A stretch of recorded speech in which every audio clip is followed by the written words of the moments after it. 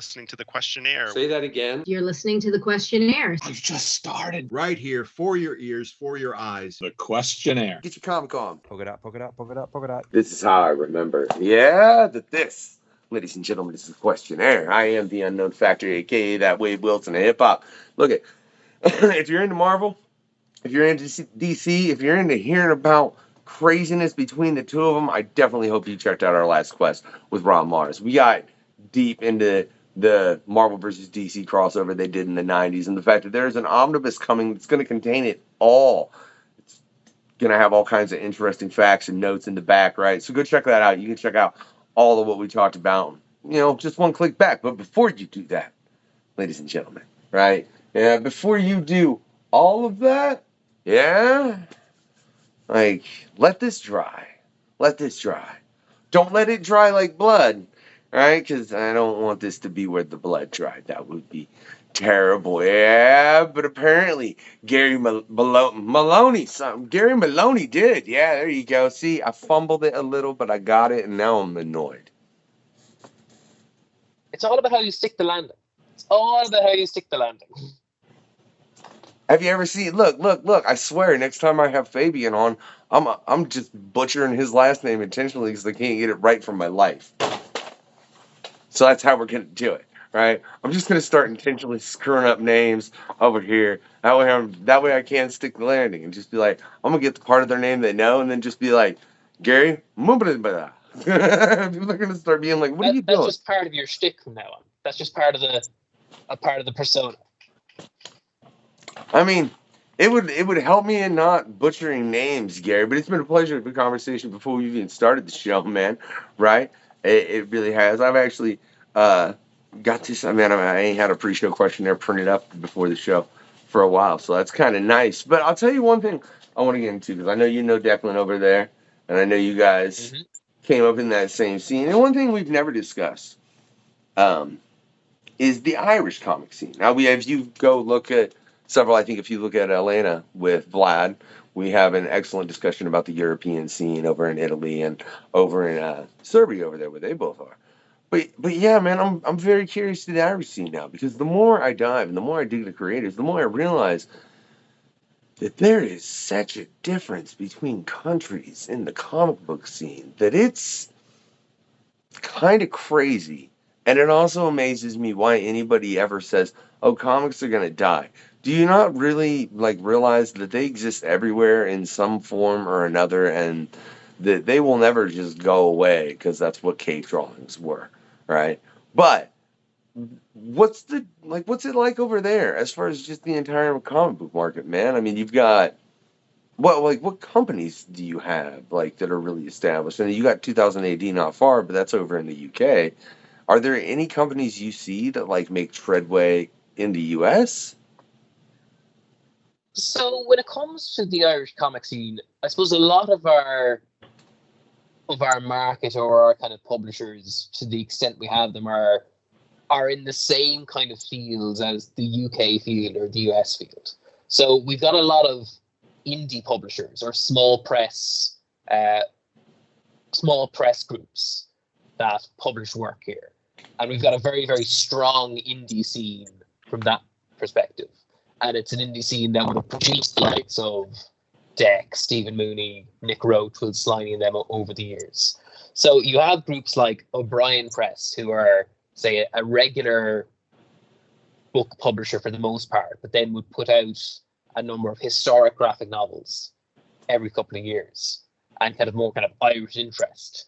And then you have the kind of the indie labels or the small press labels that are operating within an indie scene within Ireland. We're always trying to reach out to broader markets too. So I'm part of a comics collective called Limit Break Comics in Ireland that would do a number of Kickstarters every year. We normally do a big anthology every year where we've done an open call that kind of mixes a mythology or a folklore with a particular genre. So we did a book called Turning Roads, which was science fiction and Irish folklore. We did one called Down Below, which was Greek mythology and crime. And then our latest one was Fractured Realms, which was Norse mythology and horror. And we did that over the last 3 years. And every time we did it, we did an open call. That was an international open call. So we got say in the last one, it was like 300 submissions first, and then we would go to Kickstarter with that. So we would get a broader base through that, and we're not the only group that does things like that. We have groups like Rogue Comics as well, who are very, very prolific in terms of the work that they do. But Ireland is a very small country, you have to understand. So we don't have, an independent comic market in that sense, in that ours is very much linked to the UK market, and that we go over there to conventions too. We're trying to aim towards the US market and the broader, and that kind of sphere as well. So when it comes to, say, homegrown Irish, comics, it tends to be more kind of small press side of things. And then you have Irish creators who are working in the likes of 2000 AD. So say Rory McConville would have worked on Judge Dredd for many, many years before he went on to do Spawn and Time Before Time. And you also have the creators like Deck, Stephen Mooney, who are now working with, American publishers. So it's not like, say, Japan or France, where there is, a homegrown market that is, I don't want to say self-sustaining, because there's a very strong community and there's a very strong indie scene here, but we don't have those kind of independent publishers that kind of, really just serve a purely Irish market. It's it's a market that tries to expand outwards in that sense. Well, firstly, as far as the Japanese market, I think it has the best comic book market on the planet right now, if we're going to be frank. I mean, I don't think there's another country that's getting more books into young people's hands than all the Japanese market with the comics that they're putting out, which mangas, if y'all want me to use the term we use over here in America, but technically it is very much just a Japanese comic book. It's just the format they come in. So yeah, I definitely think that one's probably way more than self-sustaining. So I understand you're saying that within that one. But the French, I wasn't even in talking to Elena, but then in the conversation that she had with me, that's very interesting. Why do you think that it is that there are certain countries that they have these things more prevalently within their market? I think to a large point that there's a culture of it in those countries where the barrier between, say, a graphic novel or a comic and any other form of reading, it isn't as clearly defined.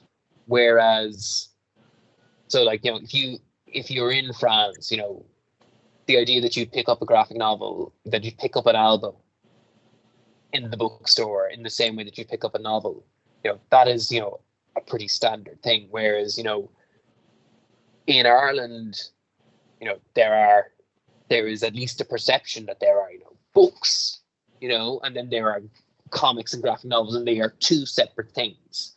And for a large, you have to understand as well is that when it comes to Ireland, while we do have comic shops in the American style, we have a very small number of those comic shops, and the majority of the time people encounter comics either in newsagents and grocery stores, often reprint material as opposed from the US, the Marvel and DC reprints, rather than, say, original material, or they encounter it in the form of a graphic novel or a trade paperback collection in a bookshop.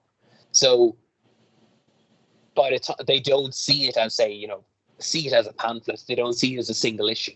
So the culture of comics is very, very different in Ireland than it would be in other countries. And so the idea, the prevalence of it, and the idea that someone would go to read a comic, you kind of almost have to teach people about comics, about how to read a comic, about why comics should be, as a format, should be something that they're interested in. It's gotten better over the years, particularly given how many Irish creators are now working in the American market and are working on some of the top books with some of the most well-established and well-known characters in entertainment at the moment. But it's not something that would have been very common. or to the extent it would have been common, it would have been something where at Christmas time, people would get these kind of annual collections, and they'd be annual collections of, say, 2000 AD, or the Beano, or the Dandy, which are these kind of humor comic strip style things. But they were seen as, things that you got as a kid at Christmas, as opposed to something that you would continue to read into an adulthood. There's just a difference of culture, I think. I mean, I think that's something that's definitely still stigma in America to a certain degree. I don't know how. I mean, there's obviously the Marvel films, so I think it's, if you're a fan of Marvel and Iron Man and all of that, I think it's, oh, okay, you like the movies. That's what most typical people think. But if you read the comics, then I think there is a little bit of stigma about that. Like, you really actually read those, and people don't understand. Pardon me, and I apologize for the ding ding. By the way, that was just something finished and exported, so I can get something else out to y'all as far as another quest. But I think the thing that people don't realize is look, let me see.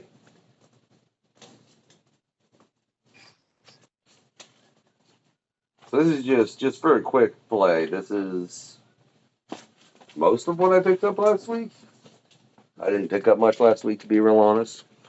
Oh, no, this isn't. No, this is okay. These are 3 books that I picked up last week, right? So this is not appropriate for a child. This is not appropriate for a child. And this, you'd probably think, oh, it's okay, but no, I wouldn't. You want to probably be at least a teenager before you get into that. It's going to get pretty violent and bloody and stupid, But the other two, these two, yeah. Why do you think people lack that perception that, I mean, and I think it varies country to country and culture to culture as far as how much it is. Like in the Japanese culture, it's clearly people just read manga, and mangas are everywhere. But if you look, I think in most, including America, man, there is that thought that these are still just for kids.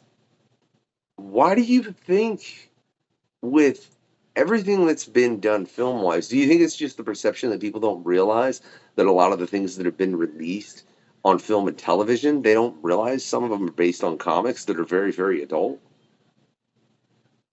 I think it's more so that, first, I think that, if you talk to a lot of people, there's a lot of people you speak to, and while they will be tangentially aware that, say, the Marvel films are based on comics, they might not be aware that, the comics themselves are, still a going concern, that they're still actually around. You talk with someone who might have read Judge Dredd growing up, they're going, oh, are they still making that? And I think that's because, for the most part, if people are trying to find comics in one sense is often a difficulty, because you might encounter the graphic novels and the trade paperback collections in bookshops, but for the most part, you've got to seek out comics. You don't stumble across comics as readily as you might have previously. Yes, you might see them in Walmart or in the newsagents or in the grocery store, but really, if you want to read comics, you've got to go to a specialized place. And that automatically makes it niche and makes it harder to get new people involved.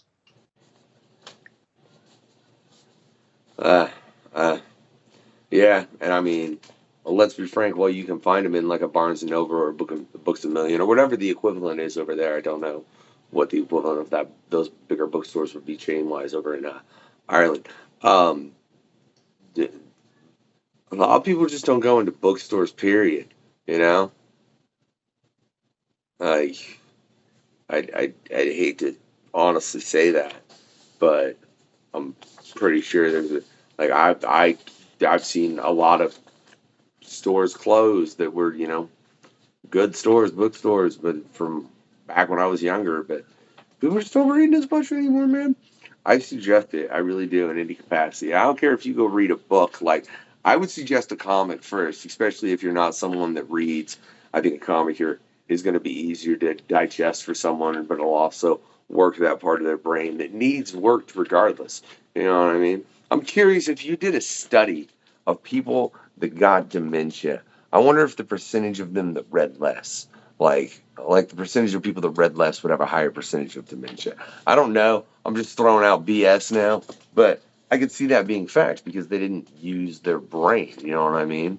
Like, Yeah, but I know that, say, things like Dungeons and Dragons have been used as therapy for people who are suffering from, say, declining cognitive disorders or dementia and things like that, and that I know there have been studies into that. So, like, there's probably something similar. So there's something to it. awesome, because I'm about to start playing D&D over here on the questionnaire, and the first round's we got Hannibal Taboo as the DM. We got Dave Milburn's gonna stop through. We've got Shiro Gautier, and then we've got Alan Henry.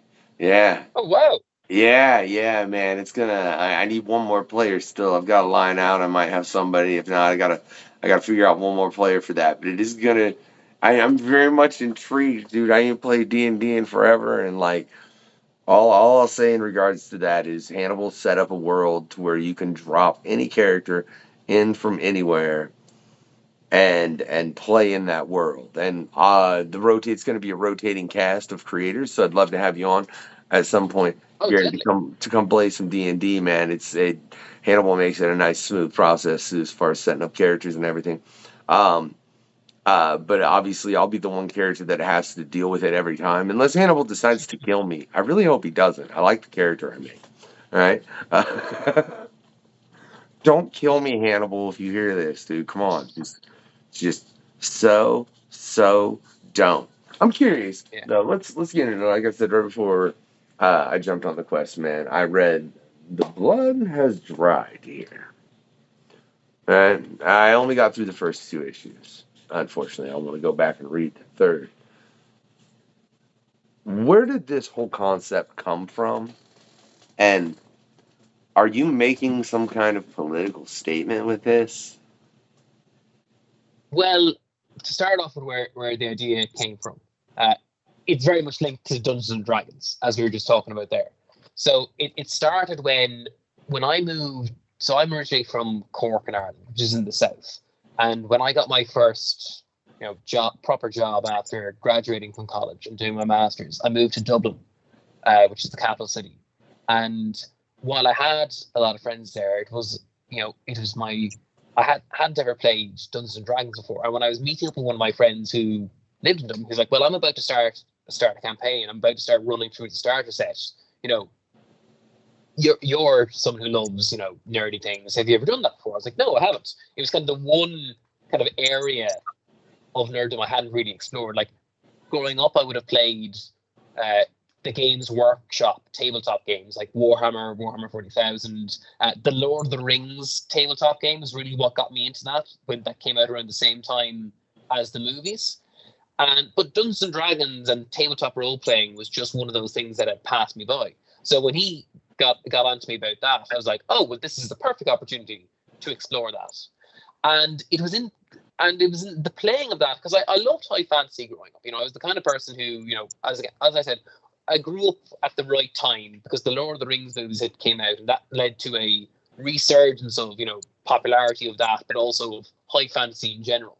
So everyone and their aunt was publishing high fantasy books. There was a lot to read, and I loved that stuff growing up. But over the years, I kind of I didn't fall out of love with it, but I had read so much of it that it had become stale, and I would often find it very hard to get into a new series.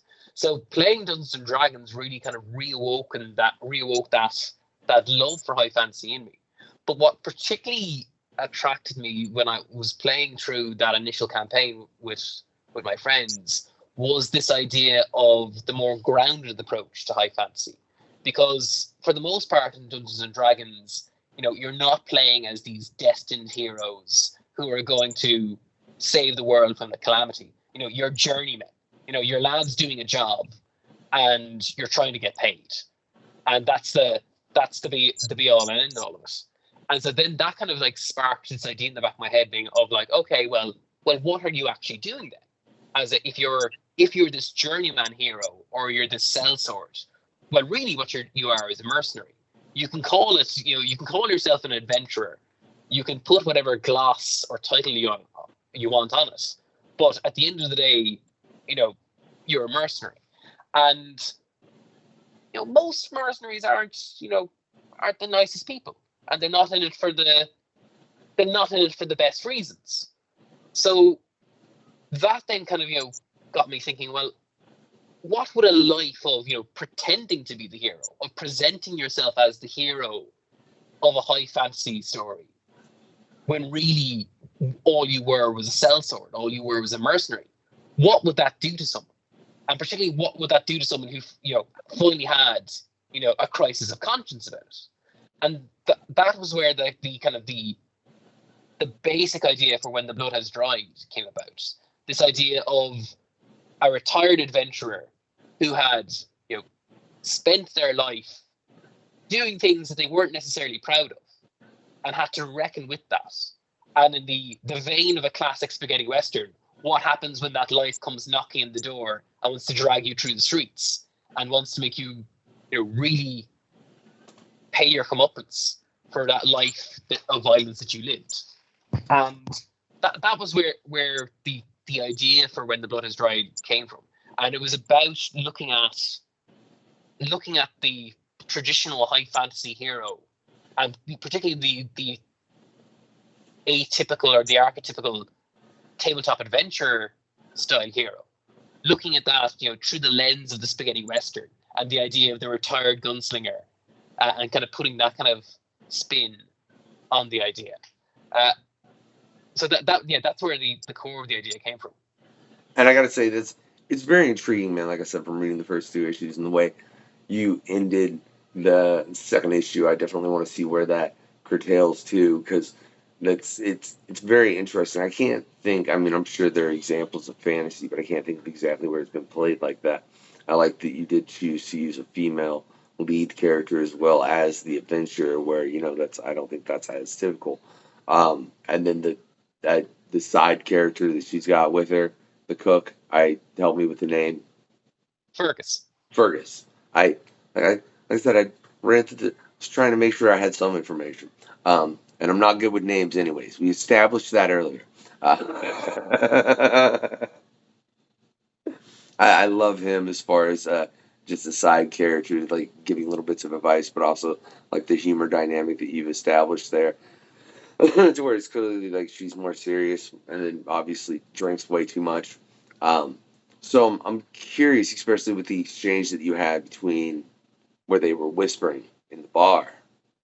That was a very intriguing conversation, Gary. The way they had it, I feel like there were a lot of things that they were saying, and the way that you said them within the book, it left it to where like, oh, they're saying things at one another that like clearly will be explained later that were really, really, really, really, really screwed up. Yeah, I mean, I think. Go on. Sorry. Go ahead. No, I think that's something that I enjoy playing with a bit, and I think it's something I enjoy, seeing in a lot of fiction. I think that. So in this part of When the Blood Has Dried, yes, it's the high fantasy through the spaghetti western lens, but a lot of it as well is trying to look at high fantasy through a particular Irish lens, whereas a lot of high fantasy takes hints and takes a lot of inspiration from the British tradition that started with Tolkien and kind of evolved from that. A lot of it, of what I wanted to capture, the feel I wanted to capture with the book was, of a story taking place almost in a rural Irish town, and the kind of places that I grew up in. And so a lot of these places, have, there's particular kind of codes that people will speak in, and that's kind of known only to them. And particularly for, say, Maeve and Fergus, our 2 main characters, they're seen as blow-ins because they're not from the town of Carrigan-Vun where the story is set. They're people who came there late. Go on. Is that a real Irish term? I've never heard the term blow-ins in my life. Yeah, no, it's a real Irish term.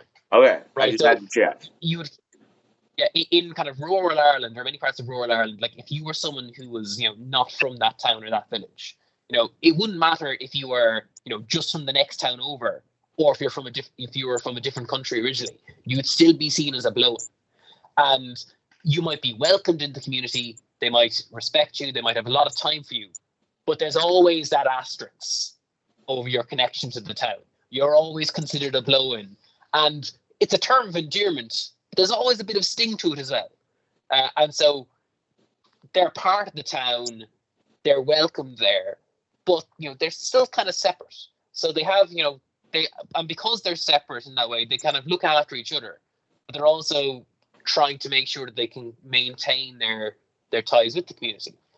And insofar as, so they have their own kind of little code and their own way of speaking to each other. But it's also, as you're kind of saying, there's things that we're setting up throughout. And I particularly like books and I like stories where, your hand isn't held. That I don't have to point it out to you saying, oh, this means that. It doesn't have to be spelled out, so that, or spoon fed to you. That, people who are paying attention, who are reading closely, can get from the context what's occurring, but also when it comes back later, they go, that's what they're talking about. Or they can infer what's going on. And those are the kind of stories that I like. I'm curious then, in writing this comic, how do you make sure that you make it to where it's a comic that it was readable as an issue, like say if somebody jumped in at issue 2 or 3, but you're able to tell that continuing story at the same time? Okay. So, well, one of the things that you have to do in comics is what Stanley often said, which is that every comic is someone's first comic.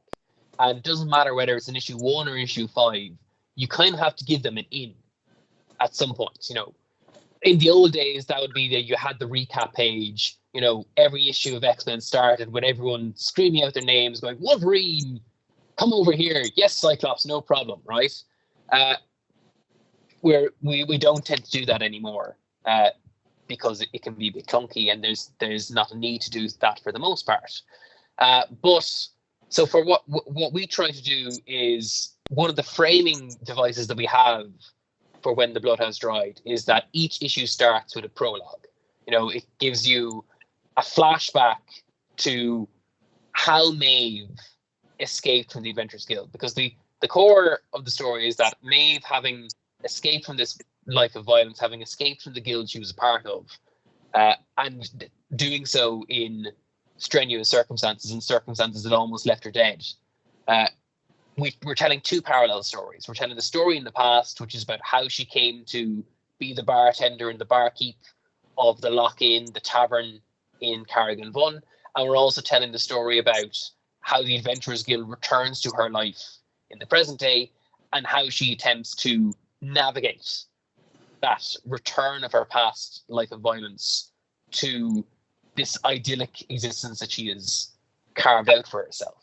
So with the cold open, with the prologue, we try to catch you up on where Maeve is or where Maeve was back in the day, the contrast between the Maeve of the past and the Maeve in the present. And in doing so, we kind of lead you into what's happening at the present storyline. And we build in a recap. It's not like a full recap saying, oh, on last issue, this is what happened. But we at least, give you some context for what's happening. We let you know where the characters are, at what point we're meeting them, and we give you a sense of, who they are in terms of their personalities and what makes them tick. So it's not the classic, oh, here's what's happened thus far, but people who are savvy, people who are able to, read in the dynamics will get, okay, I get what this character is about. I get what the main conflicts are here, and go from there. Okay, all right. Excellent answer. Sorry that threw me off, man. Right? Nobody out there knows what I'm talking about. I'm talking about there was a quick edit that if y'all look real close, if I didn't do exactly what I needed, you might have caught. But I hate tech issues. I really do, man. Yeah. What do you do when you get some writer's block, Gary? Oh God, like it's it's one of the worst things that can happen. I often will go for a run. It's one of those things where, like, I think for a lot of times with writer's block, it's not something you can solve at the desk. It's something that your mind needs to sort out itself. So I will either go for a run or go for a swim or something like that. Try to get away from the desk, get away from the notebook, because I tend to write most things longhand first, and I'll try to just clear my mind and hope that while I'm doing that, while I'm distracted doing something else, that it'll work. The problem will be working away in the background, and by the time I finish my run, or sometimes even halfway through, I'll have that eureka moment and I'll have to stop my run, write a quick note on my phone or something, and then transcribe that when I get back. All right. Well, why you not like Rorschach? It's not that I don't like Rorschach, right? I actually like Watchmen. Watchmen, of course, is like a great graphic novel, great comic, and as a character, I enjoy Rorschach in the context of that graphic novel. What I don't like about Rorschach is everyone who's like, "Oh, this guy's totally right." He's like clearly like he's the coolest character, and we should all be attempting to be like him. I was like, no, you've missed the point. Like, do you not like? Did you not read the book? So I think it's not that I don't like Rorschach. I dislike how certain people react to Rorschach, and I think the problem is that then becomes the discussion about Rorschach every time he comes up in a conversation, as opposed to the Rorschach as presented in the book itself. Okay, fair enough. As a fan of Deadpool, I understand that because I know for a fact that a lot of people, Oh God. look at him in a manner that he really is not. Like they don't understand. They don't understand the tragedy of the character Deadpool because if you really know the comic book history, he's got a pretty bad, tragic backstory that if you're still trying to be any kind of positive, hey, that's really honestly kind of impressive. Yeah. Yeah. I remember there's an issue of the Denny O'Neil and Denise Cohn question run from the 1980s, and it takes place just after when Watchmen has come out, and the Question is on the bus reading Watchmen, and he goes, "This Rorschach guy is really cool. I'm gonna act more like him." And the entire issue is like him getting his ass kicked because he tries to be more like Rorschach, and at the very end he goes, "This Rorschach guy sucks. I don't really want to be like him anymore." And of course, the joke being that Rorschach was inspired by the original Steve Ditko version of the Question from back in the day. I want to find that and read that issue so bad. It's great. It's No, really great. great. That sounds, no, Rorschach was mentally unstable. I don't know how people look at that character and idolize it. I do like the character, but I think that's funny. I wonder how many creators and such have instances like that where they don't like a character. It's not so much that they don't like the character; it's that they don't like how the character is improperly perceived because people do not understand the entirety of that character. You think that happens often? I think it is. I think it happens to the extent that people will. It's not that they don't get it, but like that. The discussion around it's. I think you're seeing it at the moment on Twitter, but there's a lot of talk about Star Wars, and there's a lot of talk about the Acolyte, and it's people who are like who aren't really approaching it with good faith involved, right? And they're approaching it with different with a particular viewpoint. So if the discussion around something you love and something you like becomes toxic, then it's very, very hard for you to enjoy it yourself, unless you're just enjoying it in a vacuum. So it's hard for you to have a discussion about Star Wars without having all these people coming into your mentions going, "Well, what about the Acolyte? What about this guy?" I just like Star Wars. I thought the Acolyte was pretty good. I don't understand why we're arguing about this.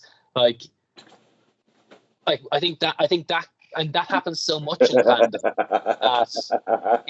the discussion becomes toxic, and then suddenly you just don't enjoy it anymore. and that's what drives off people.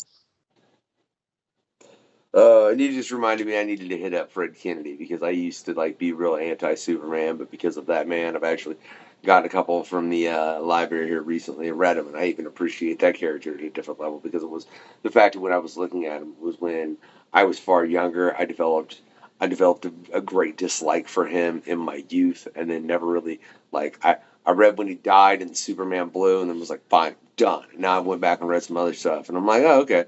I really appreciate this dude at a whole different level now, you know, looking at him at this moment as opposed to that. So, yeah, I totally get that, man. It's just, it makes me wonder about a number of things as far as just, do you think that's more common now than it used to be? I think people have a bigger microphone now than there used to be. You know, previously, if you didn't like a show, you had to, or if you didn't like a comic, you had to pay. You had to pay for a stamp and an envelope, and write the letter.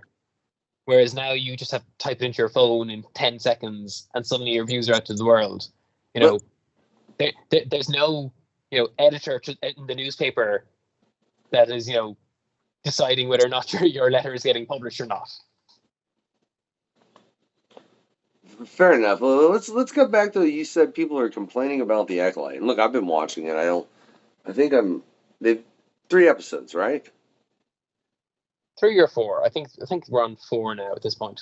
Okay, I think I might still need to watch episode 4 if memory serves me proper. I was trying to get quests out. What can I say? But I've enjoyed it. What are I don't scroll.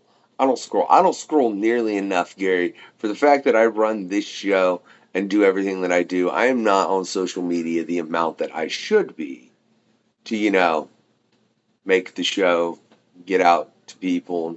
I mean, you found it, which I'm like, that's cool, but like, you know what I mean?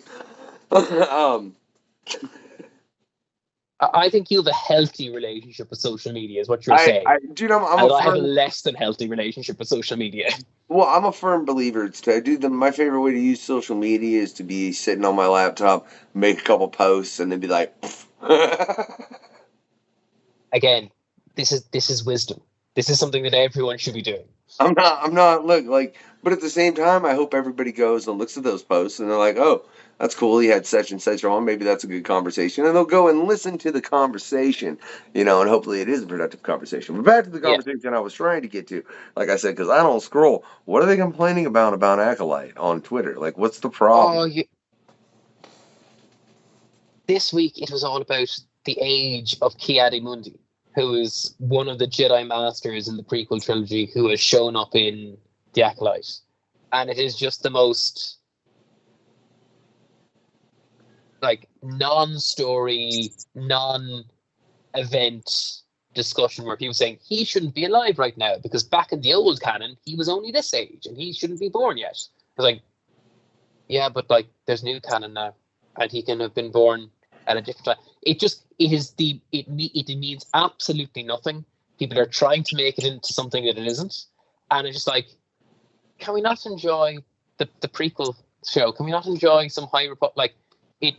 It is people who are looking for something to be annoyed about and to contribute to their particular, case that they're building against the Acolytes for many reasons. Complaining that it's woke. It's just another thing that they can say, going, "Oh, Disney doesn't understand Star Wars. They're not listening to the canon. This is why we shouldn't care. All this is wrong." I was like, they are literally picking for things to give out about. How are they not? So yeah. Yeah, how are they not already aware of the fact that Disney clearly stated when they bought Star Wars, and I think George Lucas did it before they even bought Star Wars, didn't he? That he made all the books not canon. Was that his choice or was it Disney's? I mean, yeah. Well, Disney said, when they bought it, clear cut, everything that before is not canon unless we say it is. Yeah. And even before that, George Lucas had said, I don't really read the books.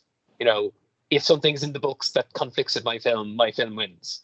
And you'd think that it's one of those the old-fashioned things. Like, well, of course, as much as we might enjoy the books, and I have enjoyed many Star Wars books and many tie-in books over the years, if it's not on screen, it's probably not what counts.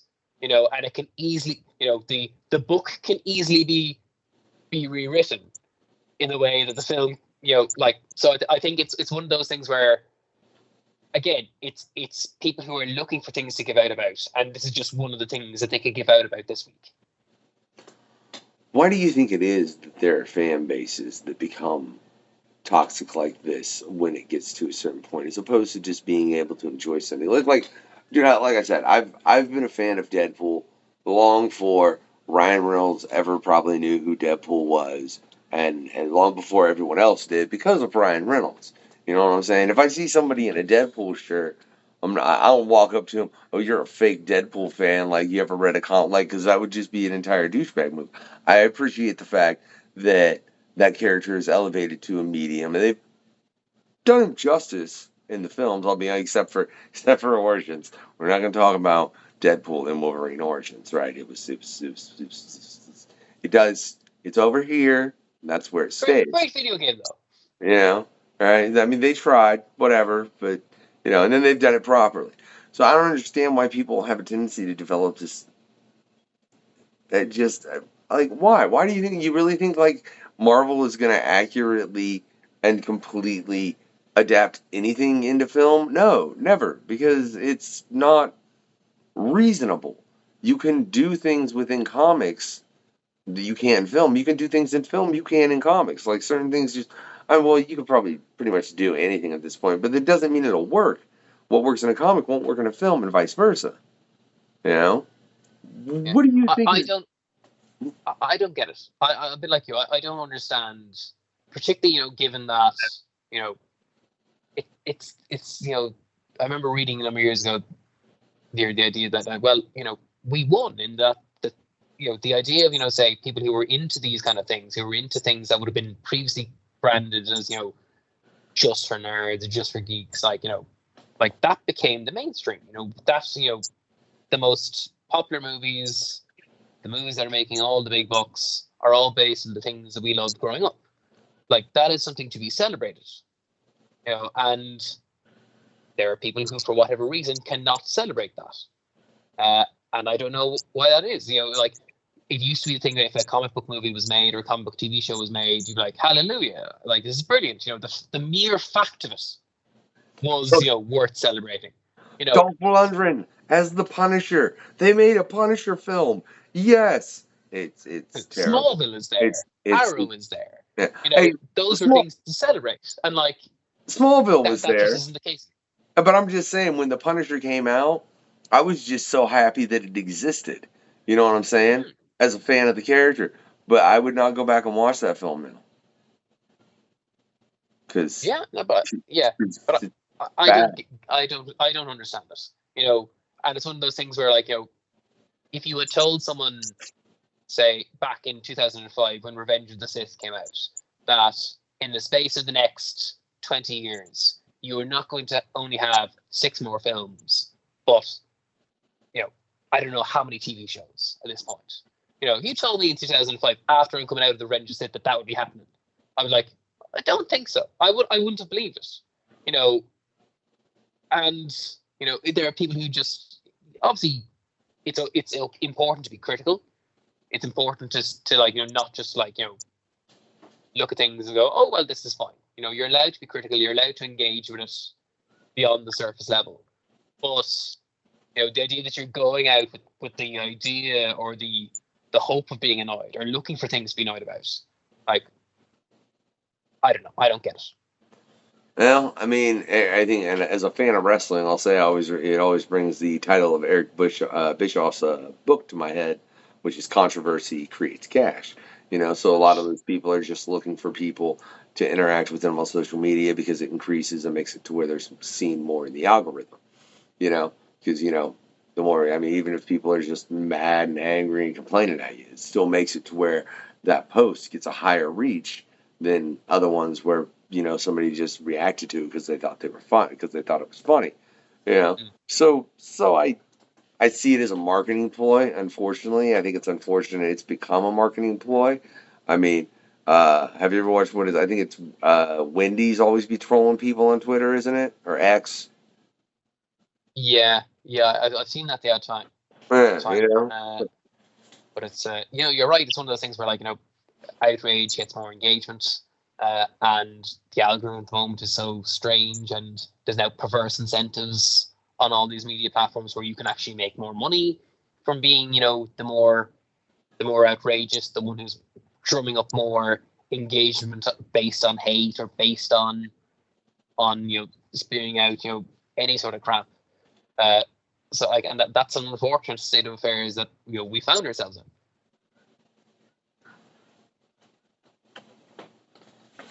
Now I'm sad. Thanks, Gary. I guess that was kind of. We can talk about comics. See, but we're having a positive discussion. We are the ones who are recalibrating that algorithm. Wait. Oh my gosh! I just know. Dude, your favorite actor is Colin Farrell?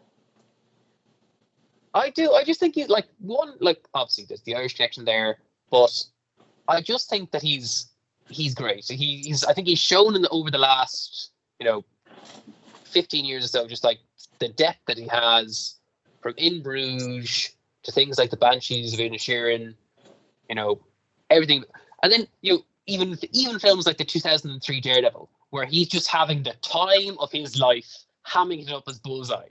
Like, he was having a great time, and good for him. And look, I think the first place I ever appreciated him as an actor was probably Phone Booth. Oh yeah. Okay. Where Kiefer Sutherland's on the phone. Yes. Yeah. Yeah, I had to. It's been a minute since I've seen that, man. You had to make my brain go really. I had to dig in my brain there for a second. I was like, yeah, that's right. And In Bruges, I think as an actor, I want to see him play a Marvel character. Not in, I mean, in the MCU. I know he played Bullseye, but I want to see him really get a chance to. Are there any good Irish heroes in the Marvel universe Colin Farrell could play? I'm trying to think. I mean, there's Banshee. There's Banshee. Yeah. There's Banshees there. It turns out, there's not as many Irish heroes in the Marvel universe as you think. Miguel O'Hara is half Irish. Spider-Man 2099. You think he's too old to play Banshee? Because sorry, you just got me thinking Colin Farrell's Banshee, and I'm like, that's just. Well, Banshee's meant to be an older character. I mean, he has an adult. At the time we meet him in X-Men, he's got an adult daughter with Siren. So. Who's as a Deadpool fan, was a very strong supporting cast member for Deadpool for many, many years. Oh yeah. I always love it. When he was wanting to be all with Siren, and Banshee would just get annoyed at him. When he was president, it's this dude. I swear. It's everybody looks at Deadpool, and I think that's the other thing that nobody understands about Deadpool. Deadpool doesn't come in with bad intentions. He really has the best intentions for everything to work out properly. He just doesn't have the best methods sometimes. Yeah. That particular Deadpool run, I think it's the Joe Kelly run from that earlier stage. I have a lot of time for that. That would have been when I started collecting American comics on a regular basis, that would have been one of the ones that I would have read. It would have been collected as part of a reprint here called Wolverine and Deadpool. So you got 2 issues of Wolverine, and then you got a Joe Kelly Deadpool, which is pretty fun. That's an intriguing way to get comics, Gary. Yeah. I mean, you get the Panini was the company that would do these kind of UK reprints of Marvel and DC stuff, and you would normally get 3 issues for the price of, what you'd pay in the US. And because they'd be reprints, they were normally a year or a year and a half delayed.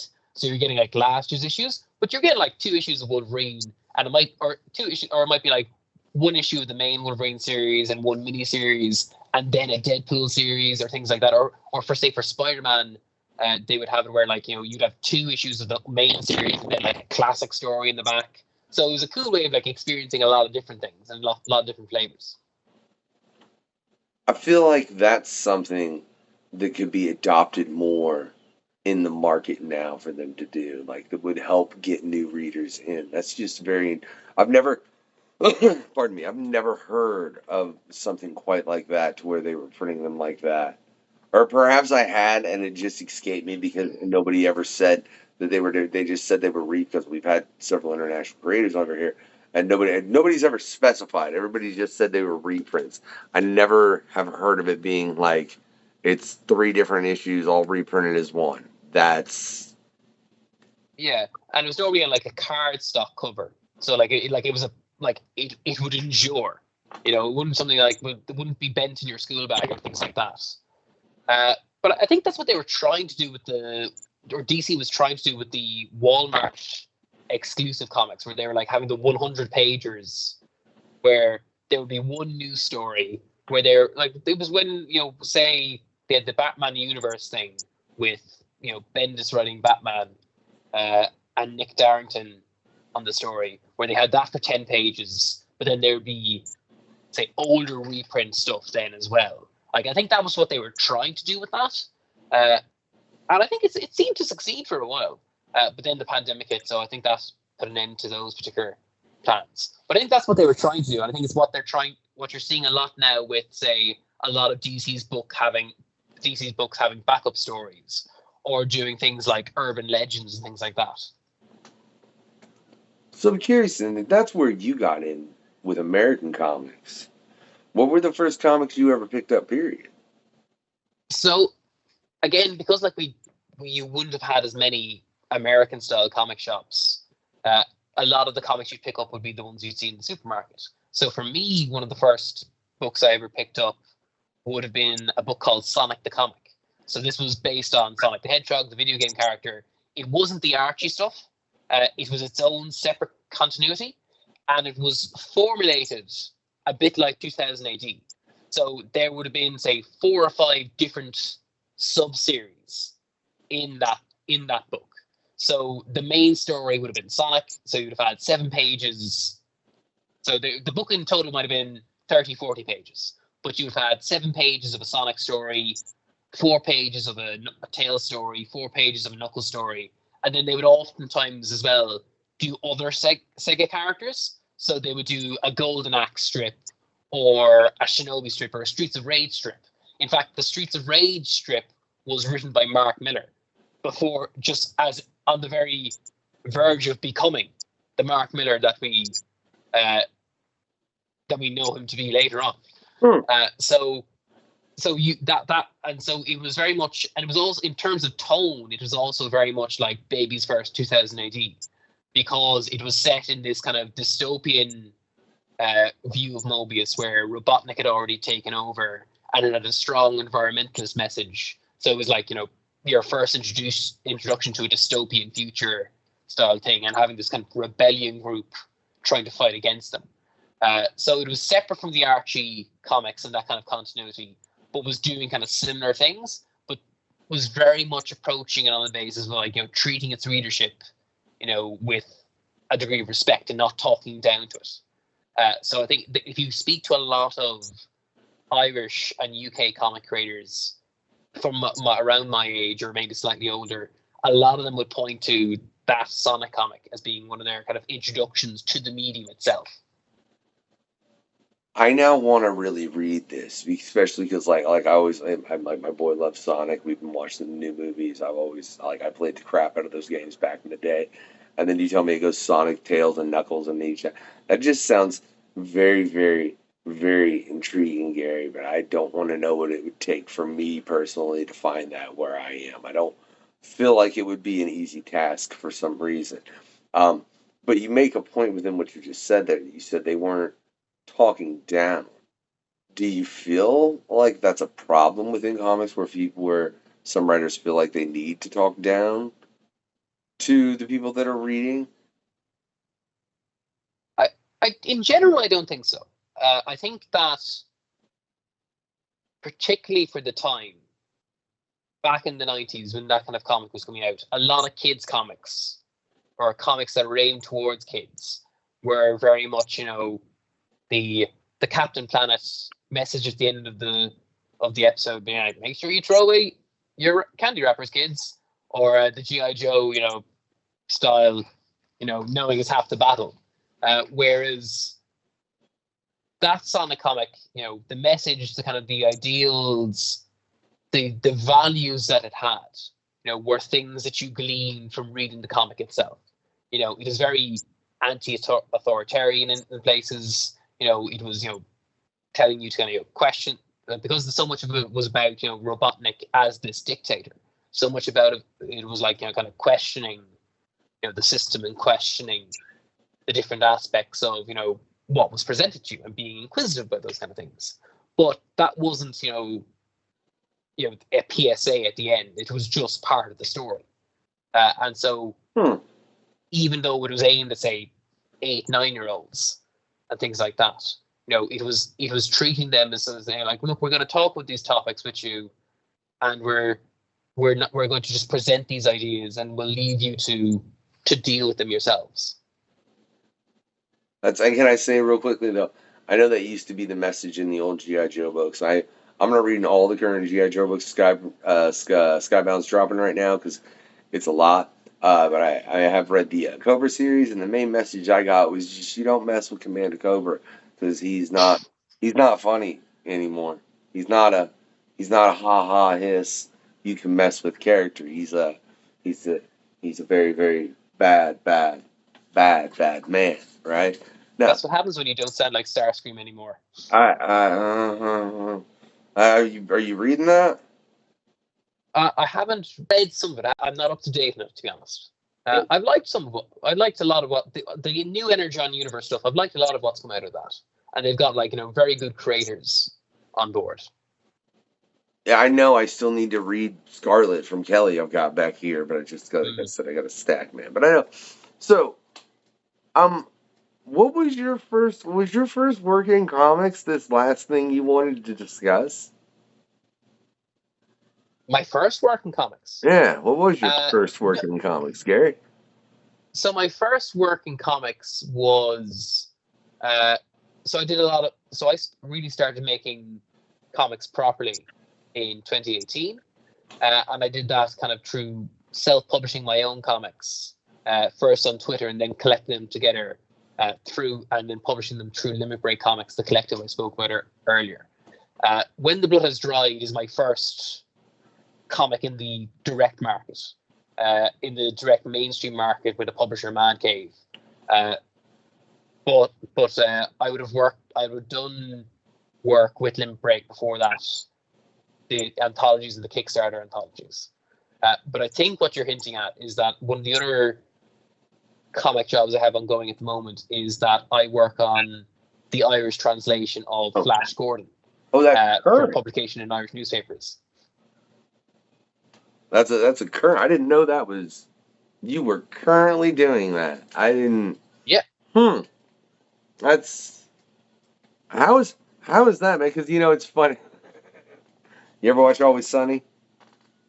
Oh, I'm a big fan of Always Sunny. All right. So the episode where they go over to Ireland and Charlie is straight just reading like without a problem, even though he's completely illiterate in English. He just starts reading all these old books perfectly and speaking Irish and all that. Man, when in the process of translating all of that, how many times do you find where you have to rearrange it a little bit because the wording isn't available in that language?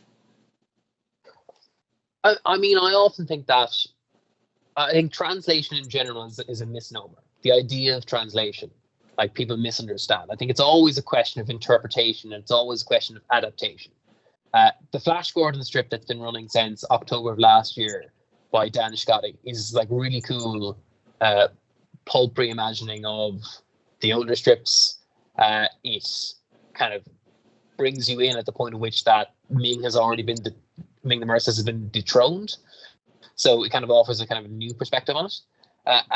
But because obviously that the difference in language and the difference in, say, expressions is quite stark. So a lot of what Dan writes is very poetic in nature. You know, it's not just, you know, Flash went to this. It's like, you know, really putting flair into it and really considerate about each word that is used. And there's a rhyme to it, and there's like a flow to it. It's very difficult to translate directly then. So you've got to try to find ways of getting that intent across, and what the meaning and the reasoning behind the word choice and that particular phrase across was. You have to kind of work towards that. And sometimes that means you've got to change the order of things slightly, or you've got to emphasize one thing over the other because just the syntax of a sentence doesn't work the same way, or it won't have the same meaning or the same impact. And that's part of the fun of it as well. Translation can be a bit of a puzzle then, and when you finally find the right way of expressing something or getting it to fit correctly, like, it can be incredibly satisfying then. And it's something that I really enjoyed working on over the last couple of months. So we just published yesterday. So we're recording on the 21st of June. So yesterday we published on a Thursday. We published the 10th episode so far in the series. And it's been a real joy to work on with Lightning Strike Comics and the Tala Academy of Sequential Art. I think firstly, it's hilarious. It's a totally different day where you are. I'm in the future, okay? You know, what are you going to do, man? We like to time travel. We like to incorporate time travel over here every once in a while on the questionnaire. You know, I mean, Deck did write time before time, so I'll blame him based on the fact that is true, yeah. He's probably one of the first. I don't know if he's the first guy that did it. I ain't going back to figure it out. If y'all want to, y'all are more than welcome to, and that's all I'm gonna say. I'm curious though, in translating, have you ever ran across in that just one that just really was a brain just teaser to where you had sincere problems, and in that moment, what did you find yourself doing to make sure you properly put everything together to pay homage to what was originally written? Well, it actually came quite early on in trying to figure out how to translate Ming the Merciless. So, obviously, in terms of like something like a name like that, you want it to have the same power and impact as it does in the original. And part of the reason why the name works is the alliteration. You know, you've got that Ming the Merciless. You know, it flows into one thing. You know, and there were a couple of ways to say merciless in Irish, but I was having but I wanted to try to keep the alliteration. I wanted to try to keep it beginning with an M. And it was proving for a while quite difficult of how to do that, or to find a way of expressing that. So eventually I had to break out my old folklore books and see, okay, is there any way to express this in a way that gets across that intent, you know, that the lack of mercy, you know, in a way that keeps the M. And I was eventually able to, like, going back through the folklore books and going back to the way, because also, like, it's a title as well. It's not the Merciless Ming. It's Ming the Merciless. You know, it makes it definitive in that sense. So that was an additional layer of difficulty. So I had to go back through the folklore to see, okay, what kind of titles have been used in the past, you know, and can I find a way to make it work?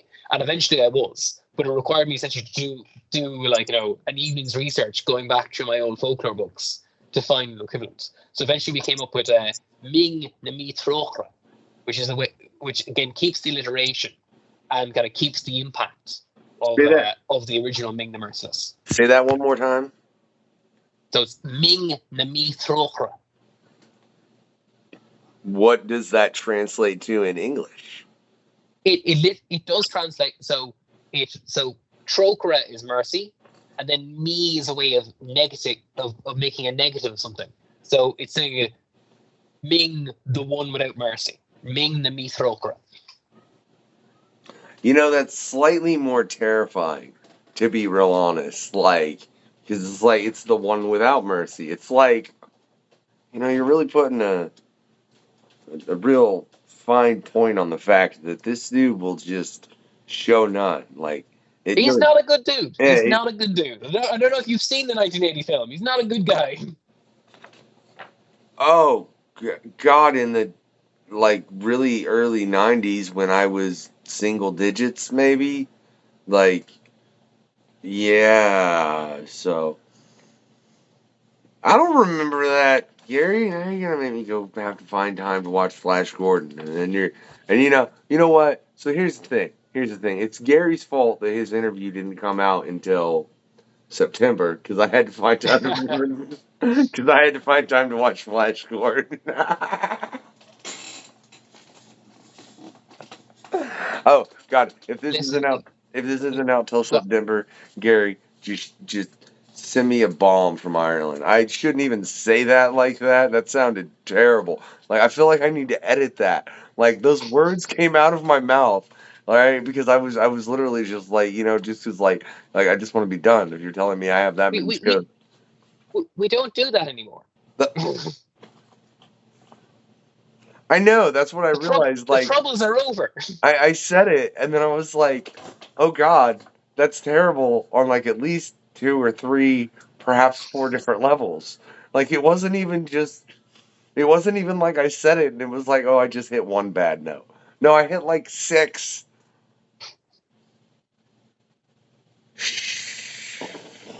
And then I about... What happened? What happened? God, here I know. I don't say that. Oh my gosh. Right. Look, I will tell y'all though, you can check out Gary's work, man. There are links in the description, right?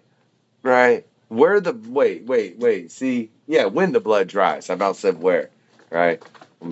Yeah. When the blood dries. I'm very what's that, man? How many issues you got planned for that? You gotta what's your how long have you plotted this out?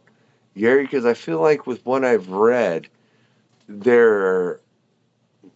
could wrap it up quickly. You could drag it on forever.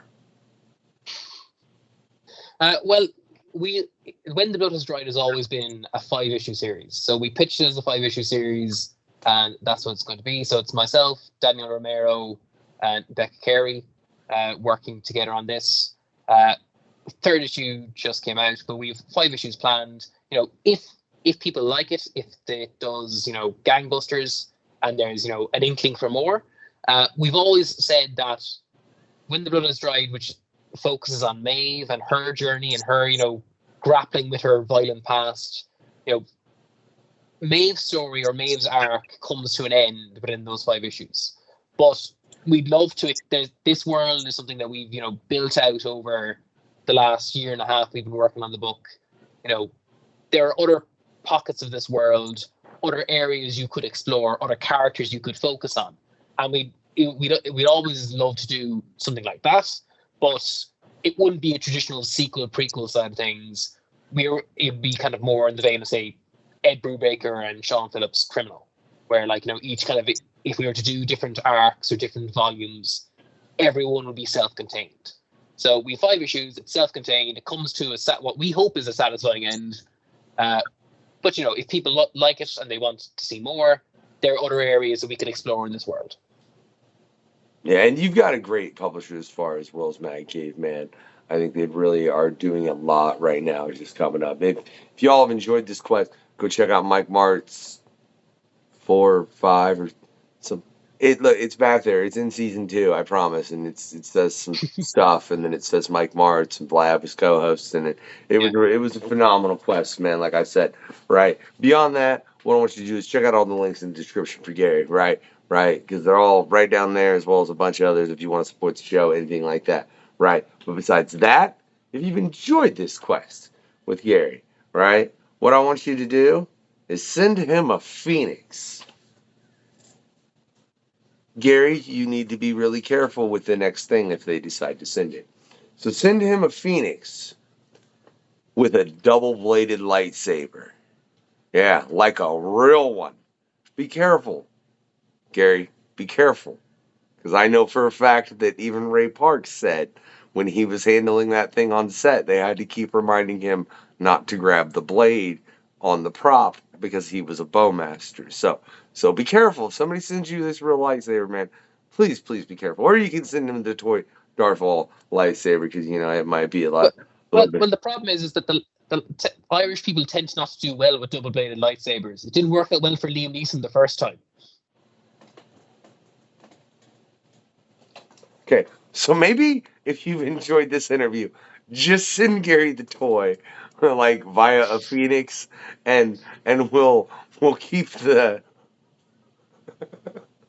we'll keep the real lightsaber hidden away somewhere so he doesn't die. Because I mean, look, if I could send, I don't know, man. If I feel even worse if I sent Ray Park to give it to you. I'd feel like that's just really gonna.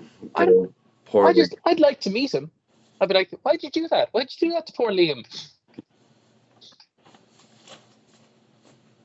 Hey, I will say, I met Ray when I was like 15 back at the Wizard World Con, and if that dude didn't have one of the cheeriest dispositions of just like he just big old smiles, like is so happy to be there.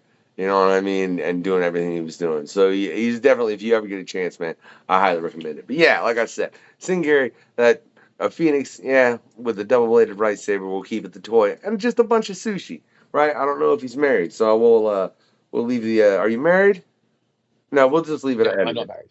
All right, we'll still just leave it edited. We're trying to keep the show PG. Now, if you haven't enjoyed this quest for some reason, right? One, why'd you make it to the end? I'm really curious. But apparently we're gonna send him. Yeah, send Gary. If you didn't enjoy it, a Banshee, right? Not Banshee the X-Men, like the bad Banshee that you really don't want anywhere around. It brings death. It brings death. But before you send him this Banshee, what I want you to do is I want you to pickle it.